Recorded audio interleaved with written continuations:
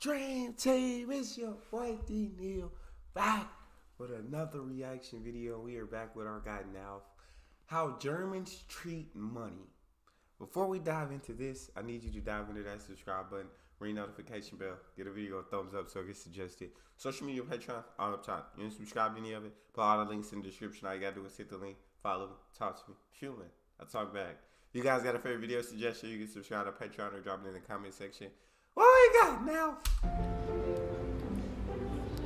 Germans and their money. What a weird relationship.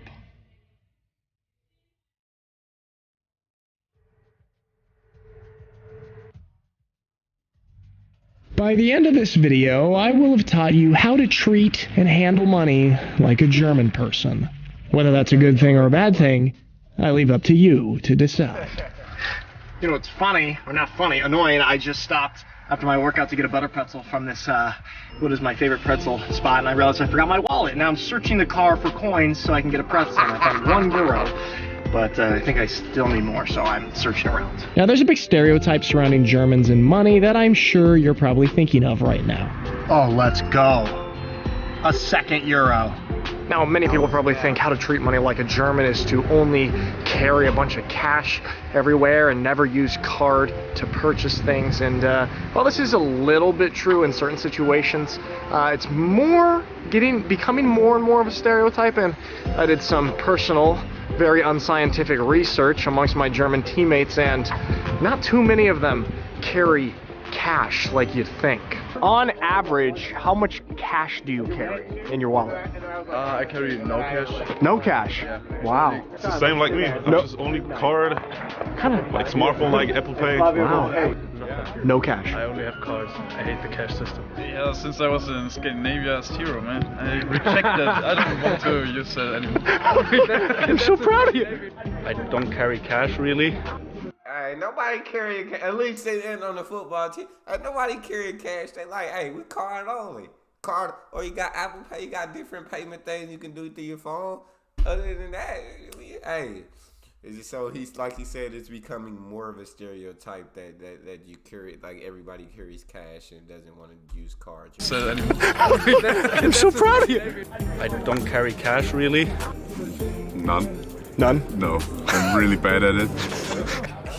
Nothing. You never carry cash. So no, this is not about carrying a bunch of cash everywhere. That is not how you treat money like a German. Pretzel secured, thanks to those €2 that I found on the floor. I'm a little bit hesitant to tell you where I got my pretzel from. It's my new favorite place to get a pretzel in Swabian. They have the best pretzels, okay? Yeah, it's from a gas station. The best butter pretzel in Swabian is from a gas station. What do you want me to do about it? Y'all agree with this? Y'all, anybody in that area? Now, right on this one. It's from a gas station. What do you want me to do about it? At the German History Museum in Berlin, there is an exhibition that is one of a kind, the first kind in the world. The exhibition is called A History of a German Virtue, Saving. See, the thing is, Germans are the best savers of money in the world, sometimes even to a fault. There are some numbers and statistics that I learned during the research of this video that are absolutely mind-blowing, that I'll talk about later on in this video. Crazy. And speaking of money, it's time for me to make some by telling you how to make some. If you live in Germany, you're probably a little bit anxious, and that's because inflation is right at 8%, and it's set to hit 10% in the coming months. That means you're basically just losing 8 to 10% of your money by keeping it in cash or in a regular bank account. Normally, the money-savvy Germans would make up for these losses by investing and keeping their money elsewhere, but that's not working this year either. Because over 13 trillion has been wiped out of the stock market in the first 6 months of this year. The worst start in 50 years. But there is one market that seems to be resisting this destruction, and in fact, it's got its best start in its 273-year history. It's a global market, not just exclusive to Germany, the art market. The right kind of art is used as an investment by the richest people in the world. Because it doesn't always... Skip the sponsor if that's cool with you guys. I just wanted to hear how to make more money. The history of saving goes back a long time in Germany. The first savings bank in the world opened up in Hamburg in 1778. Germans practically invented saving money. In the 19th century, the idea of saving became intertwined with German identity. There were movements from banks to teach children from a young age in school about saving, the value of saving, how to do it. Let's look at some old numbers. America, we needed that in school. We needed to learn the importance of saving money. But more important than that, the importance of making money. About saving, the value of saving, how to do it. Let's look at some old numbers. 1850, the Kingdom of Prussia.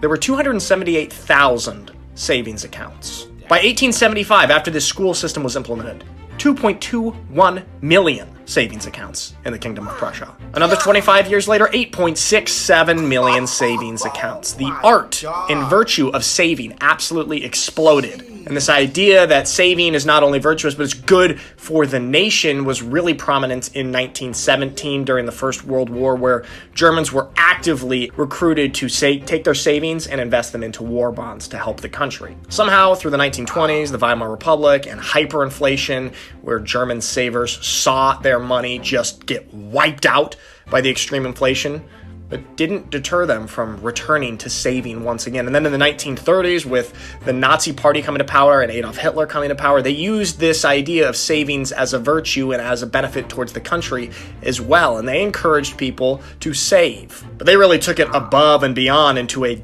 dark excess, according to this article I'm reading. So through all the good times and the bad times, Germans kept saving. And actually, near the end of World War II, in September of 1944, Germans had saved 97 billion Reichsmarks, which is 68 billion more than they had at the start of the war. So, through good times and bad, Germans save. Yeah, Germans, they gonna figure out a way. We gonna save that money. I don't know if y'all heard that little Dicky song. But, yeah, they said throw it in the savings. It's extra. We don't spend extra. We save extra. Put it away. I got y'all. I might have a little bit of German in me too. I don't like spending money. I do like throwing it in that savings account. I do like that. And sometimes my family has said to a fault. Start of the war. So through good times and bad, Germans save.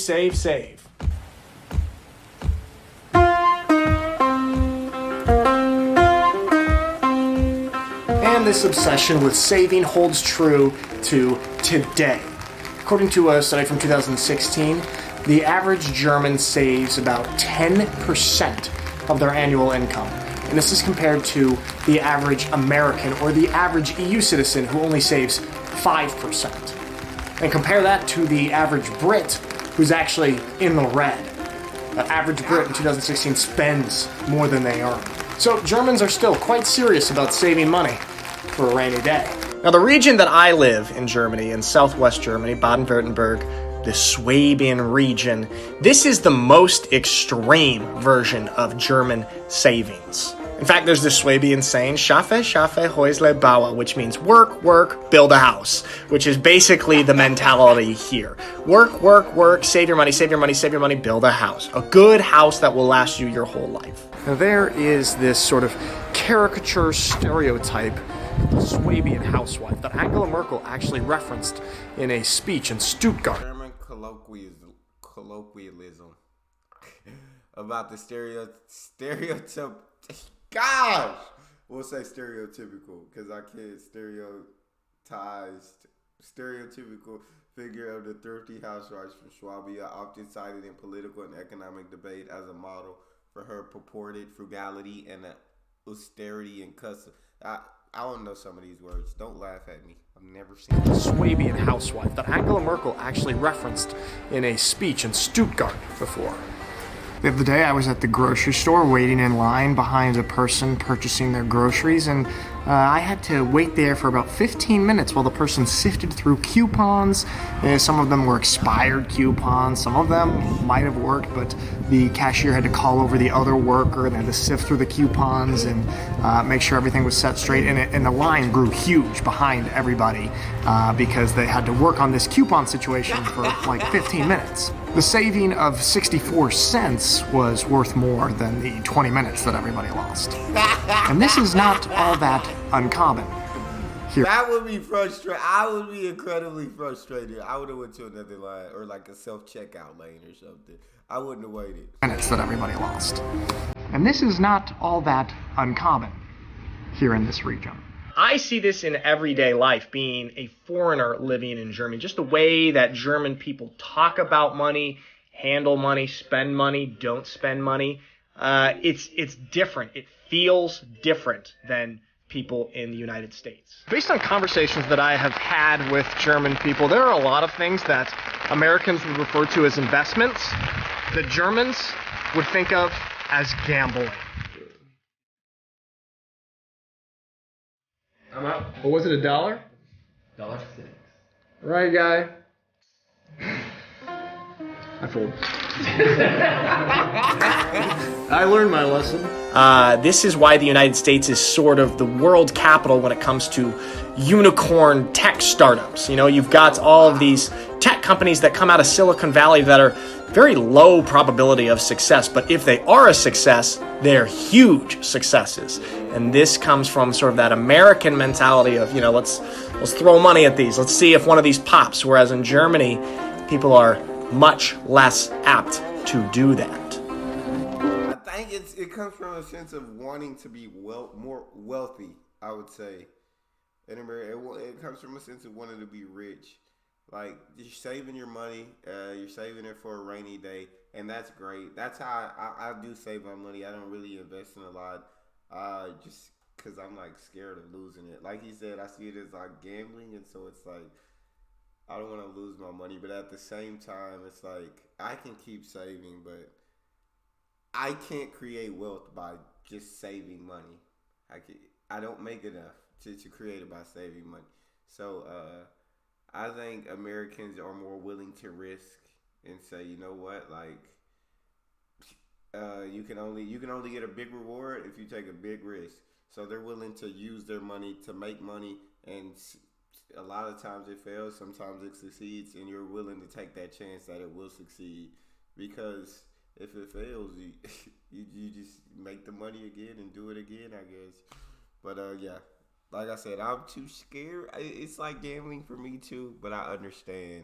I can't save my way to wealth. People are much less apt to do that.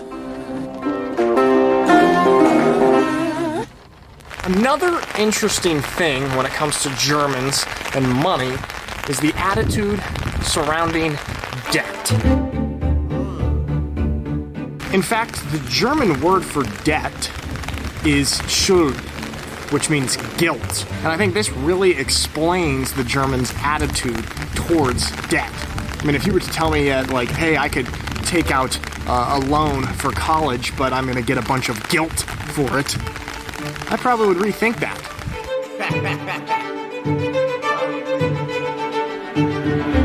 Americans are kind of known for being a little bit reckless with consumer spending and spending money on credit cards and buying things that they can't afford. This is not so common in Germany. Now, one of my favorite pieces of information that I came across while doing the research for this video is this: the net financial account balance of countries according to the World Bank. Germany at the very top with a large positive balance, and the USA at the very bottom with an alarmingly negative balance. Pretty crazy. So in conclusion, guys, how to treat money like a German: save, save, save, and avoid debt. All right, guys, that is all for today. Thank you so much for watching my videos. I really appreciate it. Check out Masterworks if you are interested. Link is in the description. And I'll see you next time. That was a pretty good video, man. Oh, I love watching these videos. Save, save, save, avoid debt, build that house to last you for the rest of your life. I like it. That's all we got for this one. You guys got a favorite video suggestion? You can subscribe to Patreon or drop it in the comment section. Subscribe to the channel, ring notification bell, get a video a thumbs up so it gets suggested. Social media and Patreon are all up top. If you want to subscribe to any of it, put all the links in the description. All you gotta do is hit the link, follow me, talk to me. Love talking to you guys. You guys are the most incredible team on YouTube. It's your boy D Neal. Out.